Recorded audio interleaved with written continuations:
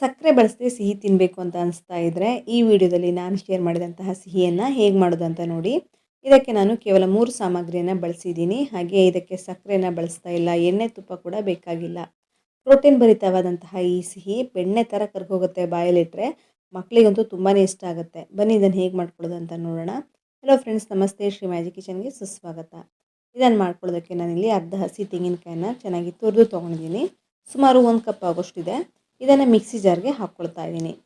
ಇದಕ್ಕೀಗ ನಾನು ನೀರನ್ನು ಸೇರಿಸ್ಕೊಳ್ತಾ ಇದ್ದೀನಿ. ಸುಮಾರು 3/4 ಕಪ್ ಆಗೋಷ್ಟು ನೀರನ್ನು ಹಾಕ್ಕೊಂಡು 2 ಏಲಕ್ಕಿಯನ್ನು ಕೂಡ ಹಾಕ್ಕೊಳ್ತಾ ಇದ್ದೀನಿ ಫ್ಲೇವರ್ಗೋಸ್ಕರ. ಇದು ಆಪ್ಷನಲ್ಲು, ಬೇಕಾದರೆ ಹಾಕ್ಕೊಳ್ಳಿ. ಇದನ್ನು ಚೆನ್ನಾಗಿ ಗ್ರೈಂಡ್ ಮಾಡ್ಕೊಳ್ಬೇಕಾಗತ್ತೆ. ನುಣ್ಣಗೆ ಗ್ರೈಂಡ್ ಮಾಡಿಕೊಂಡು ಈಗ ನಾನು ತೆಂಗಿನಕಾಯಿ ಹಾಲನ್ನು ತಗೊಳ್ತಾ ಇದ್ದೀನಿ.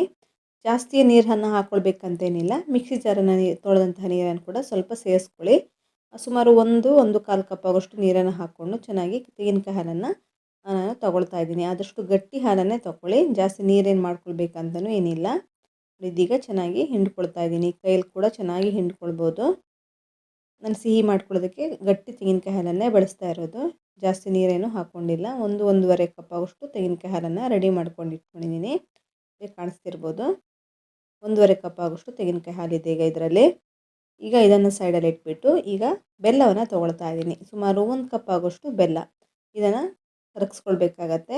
ಸ್ವಲ್ಪ ನೀರನ್ನು ಹಾಕ್ಕೊಳ್ಳಿ. 1/4 ಕಪ್ ಆಗೋಷ್ಟು ನೀರನ್ನು ಹಾಕ್ಕೊಂಡು ಬೆಲ್ಲದ ನೀರನ್ನು ರೆಡಿ ಮಾಡ್ಕೊಳ್ಬೇಕಾಗತ್ತೆ.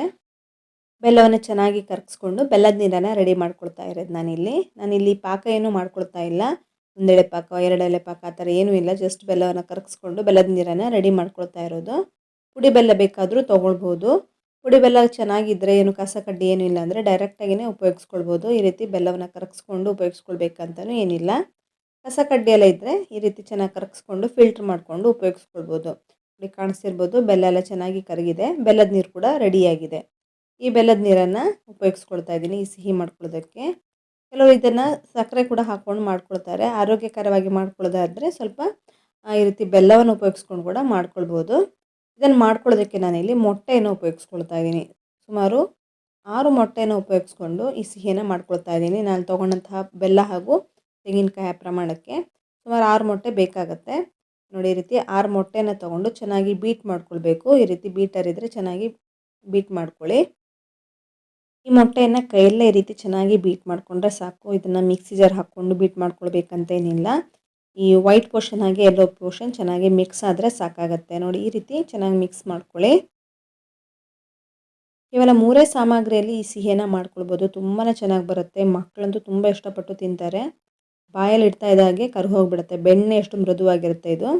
ಈಗ ಈ ರೆಡಿ ಮಾಡ್ಕೊಂಡಂತಹ ಬೆಲ್ಲದ ನೀರನ್ನು ಸೋಯಿಸ್ಕೊಂಡು ಹಾಕ್ಕೊಳ್ತಾ ಇದ್ದೀನಿ. ಫಿಲ್ಟರ್ ಮಾಡ್ಕೊಂಡು ಹಾಕ್ಕೊಂಡಿದ್ದೀನಿ. ಕಸ ಕಡ್ಡಿ ಎಲ್ಲ ಹೋಗುತ್ತೆ. ಹಾಗೆ ಮೊಟ್ಟೆಯ ಮಿಶ್ರಣವನ್ನು ಕೂಡ ಈ ರೀತಿ ಫಿಲ್ಟರ್ ಮಾಡ್ಕೊಂಡು ಹಾಕ್ಕೊಳ್ಬೇಕಾಗತ್ತೆ. ಈ 3 ಮಿಶ್ರಣವನ್ನು ಚೆನ್ನಾಗಿ ಕಲಿಸ್ಕೊಳ್ಬೇಕಾಗತ್ತೆ, ಅಂದರೆ ಮಿಕ್ಸ್ ಮಾಡ್ಕೊಳ್ಬೇಕಾಗತ್ತೆ. ಈ ರೀತಿ ಚೆನ್ನಾಗಿ ಮಿಕ್ಸ್ ಮಾಡ್ಕೊಳ್ಳಿ.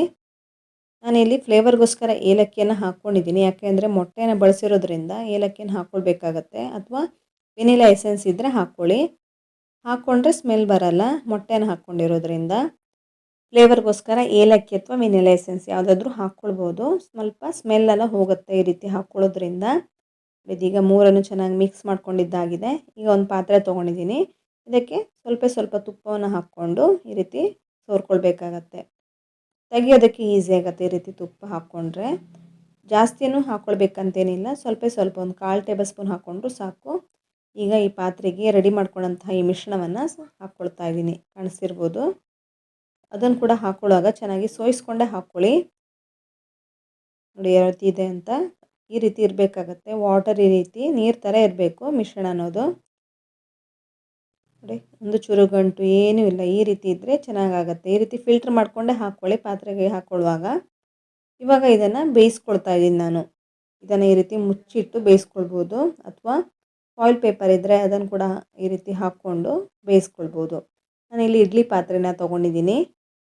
ಇಡ್ಲಿ ಪಾತ್ರೆಗೆ ಸ್ವಲ್ಪ ನೀರನ್ನು ಹಾಕಿಬಿಟ್ಟು ಒಂದು ಸ್ಟ್ಯಾಂಡನ್ನು ಇಟ್ಟು ಈ ಪಾತ್ರೆನ ಇಟ್ಕೊಳ್ತಾ ಇದ್ದೀನಿ. ನೋಡಿ, ಈ ರೀತಿ ನಾನು ಒಂದು ಪ್ಲೇಟನ್ನು ಮುಚ್ಚಿಟ್ಟಿದ್ದೀನಿ. ನೀರೆಲ್ಲ ಇಳಿಯಲ್ಲ, ಹಬೆಗೆ ನೀರೆಲ್ಲ ಇಳಿಯಲ್ಲ. ಹಾಗಾಗಿ ಸ್ವಲ್ಪ ಈ ರೀತಿ ಪ್ಲೇಟನ್ನು ಮುಚ್ಚಿಡಬೇಕಾಗತ್ತೆ. ಒಂದು 25-30 ನಿಮಿಷ ತನಕ ಚೆನ್ನಾಗಿ ಬೇಯಿಸಿದರೆ ಪರ್ಫೆಕ್ಟಾಗಿ ಬರುತ್ತೆ ಇದು. ಒಂದು ಚೂರು ಕಟ್ಟಾಗಲ್ಲ.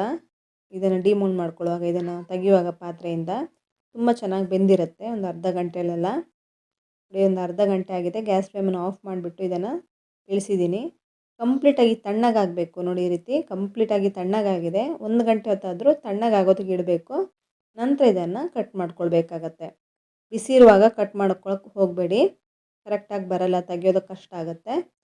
ಕಂಪ್ಲೀಟಾಗಿ ತಣ್ಣಗಾಗಿದೆ. ಇದನ್ನು ಈಗ ನಾನು ತಗೊಳ್ತಾ ಇದ್ದೀನಿ. ಅರ್ಧ ಗಂಟೆ ಹೊತ್ತು ಬೇಯಿಸಿ ನಂತರ ತಣ್ಣಗಾಗೋದಕ್ಕೆ 1 ಗಂಟೆ ಹೊತ್ತು ಇಡಬೇಕು.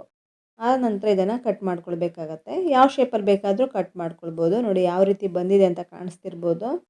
ತುಂಬಾ ರುಚಿಯಾಗಿರುತ್ತೆ. ಈ ಸಿಹಿಯನ್ನು ಈವ್ನಿಂಗ್ ಸ್ನ್ಯಾಕ್ಸ್ ಥರನೂ ಮಕ್ಳಿಗೆ ಮಾಡ್ಕೊಳ್ಬೋದು. ತುಂಬ ಚೆನ್ನಾಗಿರುತ್ತೆ. ಯಾಕೆಂದರೆ ಇದನ್ನು ಮೊಟ್ಟೆಯಿಂದೆಲ್ಲ ಮಾಡಿರೋದ್ರಿಂದ ಆರೋಗ್ಯಕ್ಕೆ ಕೂಡ ಬಹಳನೇ ಒಳ್ಳೆಯದು. ಸಕ್ಕರೆನ ಬಳಸದೆ ಬೆಲ್ಲದಿಂದ ಮಾಡಿ ತೋರಿಸಿದ್ದೀನಿ. ತುಂಬಾ ರುಚಿಯಾಗಿ ಬರುತ್ತೆ ಬೆಲ್ಲದಿಂದ ಮಾಡಿದ್ರೂ ಕೂಡ. ಯಾವ ರೀತಿ ಇದೆ ಟೆಕ್ಸ್ಚರ್ ಕೂಡ ತುಂಬಾ ಸಾಫ್ಟಾಗಿದೆ, ಬೆಣ್ಣೆ ಥರ ಇದೆ. ಬಾಯಲ್ಲಿ ಇಡ್ತಾ ಇದ್ದಾಗೆ ಕರ್ಗಿ ಹೋಗಿಬಿಡುತ್ತೆ, ಅಷ್ಟು ಚೆನ್ನಾಗಿರುತ್ತೆ ಇದು. ಇದನ್ನು ನೀವು 1 ವಾರ ತನಕ ಫ್ರಿಜ್ಜಲ್ಲಿ ಇಟ್ಟು ತಿನ್ಬೋದು.